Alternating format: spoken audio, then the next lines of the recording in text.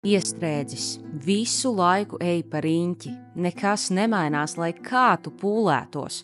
Tu centies kaut ko mainīt, bet šaubas sāēd visas cerības.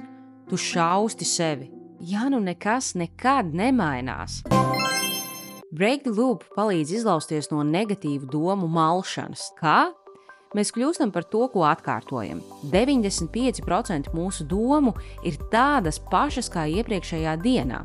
Šīs domas mūs noved pie tām pašām izvēlēm, darbībām, rezultātiem, atkārtojot tās pašas kļūdas. Tāpēc diētas 3. dienā tu sniedzies pēc kūkas, stiprinot pārliecību, ka esi neveiksminieks, kas nevar noturēties ilgtermiņā. Tas ir nebeidzams cikls, kurā mēs neapzināti sevi sabotējam katru dienu. Zemapziņa darbojas kā filtrs, tā pievērš uzmanību tam, par ko mēs domājam visvairāk. Ja gribi pirkt konkrētas markas mašīnu, pēkšņi šķiet, ka visi ar tādu brauc. Ne jau tāpēc, ka tā ir. Apziņa šo informāciju neuzskatīja par prioritāru, tāpēc neizcēla. Tāpat ar tavu dzīvi. Ja tu fokusējies, ka visi ir slikti, to arī pieredzi un vairo. Pateicoties neiroplasticitātei, mēs varam izlausties no šī apburtā loka. Break the loop konstanti notur fokusu uz to, kas tev ir svarīgs. Tu sāc saskatīt iespējas, pieņemt lēmumus un rīkoties saskaņā ar to, ko tu vēlies. Tik ilgi, kamēr tas kļūst par realitāti. Iebaro lietotnē savus mīļākos citātus, grāmatu tekstus, atziņas un fotogrāfijas, kas tev atgādina, kā tu vēlies dzīvot un justies,